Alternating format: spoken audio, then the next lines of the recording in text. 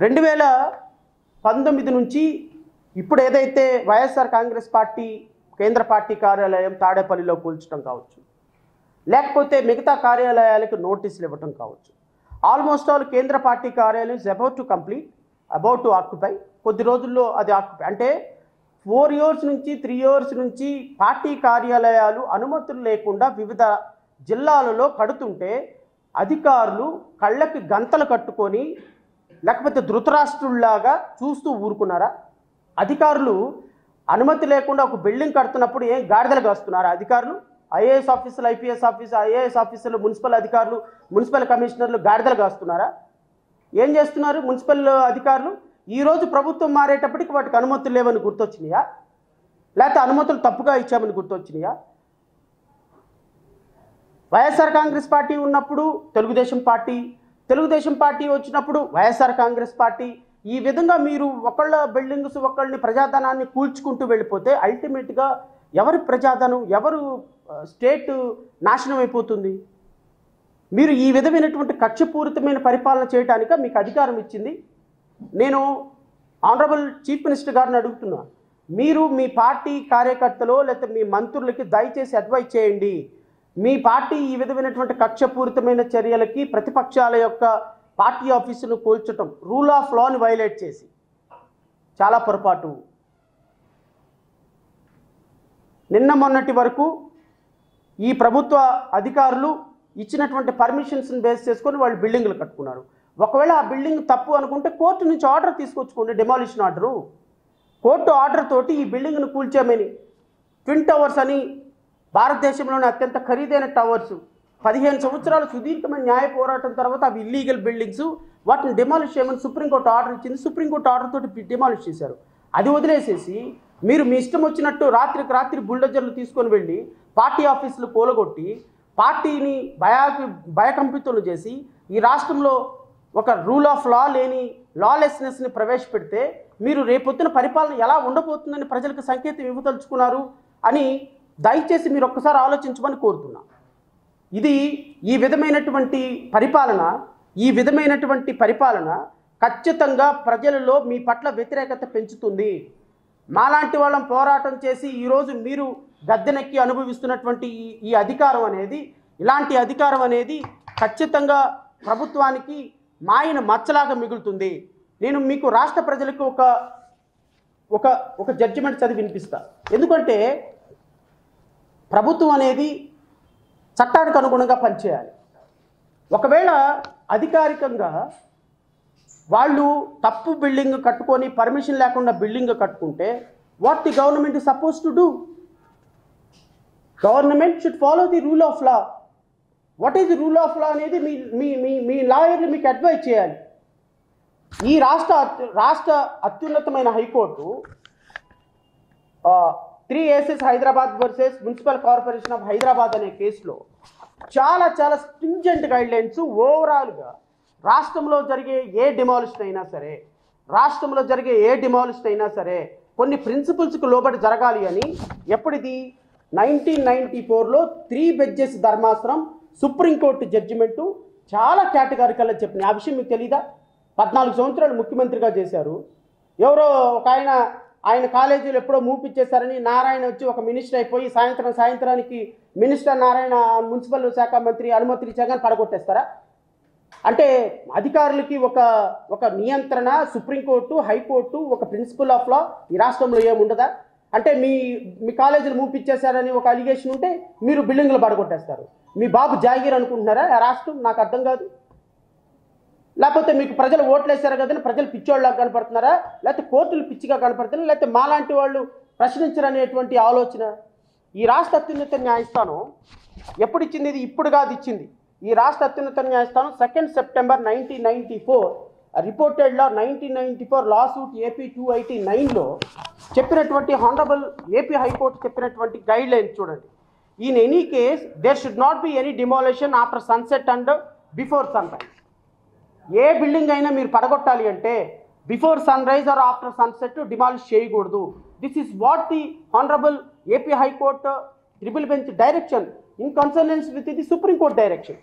Number 2, Corporation came to a conclusion, keeping in the above guidelines in view that the construction is required to be demolished or pulled down, it should follow the procedure indicated below. The demolition should not be resorted during festival days declared by the state government as public holidays, excluding Sundays. If the festival day declared by the government as a public holiday fails on a Sunday or the Saturday, the corporation should not resort to demolition. Sunday or Saturday ఎప్పుడు కూడా ఏ demolition జరగకూడదు. Before sunset and after sunset demolition జరగకూడదు. This is what the direction by the honourable AP high court and by the honourable supreme court. కొన్ని వందల జడ్జిమెంట్స్లో before sunset after sunset demolition చేయకూడదు, Sundays Saturdays demolition చేయకూడదు, notice ఇచ్చిన వెంటనే demolition చేయకూడదు, court order ఉన్నప్పుడు డిమాలిషన్ చేయకూడదు. ఈ ప్రిన్సిపల్ కూడా తెలియకుండా ఎలా అండి అధికారులు తెల్లవారు 5 గంటలకు డెమాలిష్ చేసేస్తారు?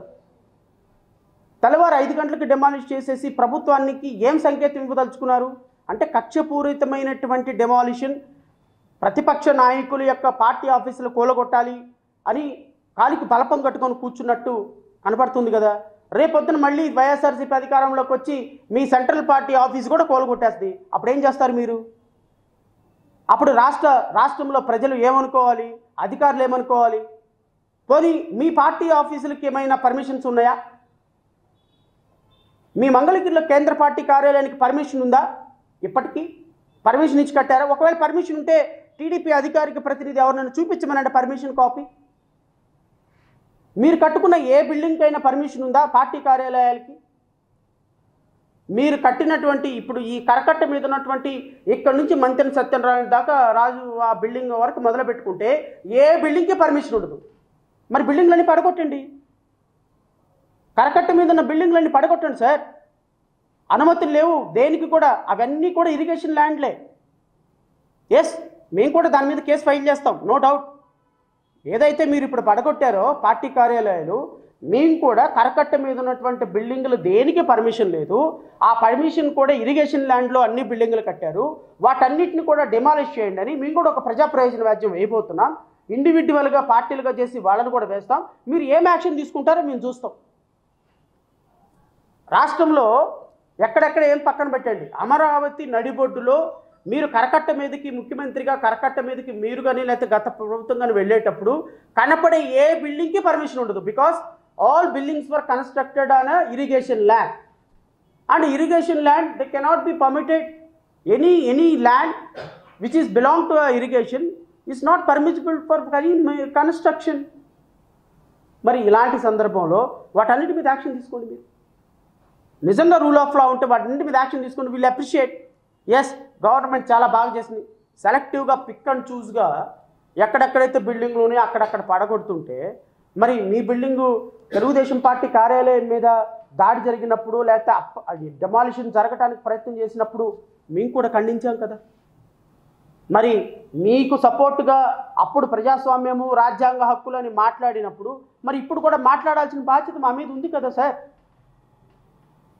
మీరు కూడా అప్రజాస్వామిక చర్యలు తీసుకొని నేనేమంటానంటే I'm requesting the government concentrate on the promises that you are made to the state. 1030 unfortunate ఇన్సిడెంట్స్లో ఇమ్మీడియట్గా నేను ఒక ట్రిబ్యునల్ వేసి దళిత బిడ్డలందరినీ కొట్టిన వాళ్ళందరినీ కూడా వాళ్ళందరి మీద యాక్షన్ తీసుకుంటా అన్నారు. దాని మీద ఏమైనా డిస్కషన్ ఉందా? లేదు. Number 2, best available schools. గత ప్రభుత్వం రద్దు చేసినటువంటి స్కీమ్స్ రిస్టోర్ చేస్తానని చెప్పారు. వాటి మీద మీరు రిస్టోర్ చేయాలి. రిస్టోర్ చేయకపోతే నెక్స్ట్ మంత్ నుంచే మా కార్యాచరణ ప్రణాళిక ఉంటుంది. రోడ్డు మీదకి వస్తాం, నో డౌట్. రోడ్డు మీదకి వస్తాం, ధర్నా చౌకలో కూర్చుంటాం, ముఖ్యమంత్రి గారి కార్యాలయాన్ని ఖచ్చితంగా సందర్శిస్తాం, వారికి రిక్వెస్ట్ చేస్తాం. మేము కూడా మాకు ఉండవలసినటువంటి పబ్లిక్ యాక్టివిటీస్ మాకు కూడా ఉంటాయి. మా పార్టీ కూడా ప్రజల తరపున పోరాటం చేస్తుంది. కానీ ఈ విధమైనటువంటి అప్రజాస్వామిక చర్యలు ఎట్టి పరిస్థితుల్లో ఖండించాలి. నేను గత ప్రెస్ మీట్లో కూడా చెప్పా, ప్రభుత్వం ప్రజలకు మంచి పని చేస్తుందంటే మేము వాళ్ళకి సహకరించడానికి సిద్ధంగా ఉన్నాం. మంచి పని చేసేటప్పుడు ప్రభుత్వంతో కలిసి సంప్రదింపులు ఇవ్వడానికి, కలిసి పని చేయడానికి, ప్రభుత్వం ఏదైనా ప్రజల కోసం చేస్తుంది అంటే we are ready to extend our fullest cooperation. But ఈ కైండ్ ఆఫ్ యాక్టివిటీస్తో మాత్రం ఎట్టి పరిస్థితుల్లో యాక్సెప్ట్ చేయాల్సిన పరిస్థితి కాదు. బెస్ట్ అవైలబుల్ స్కూల్స్ ముందు రిస్టోర్ చేయండి.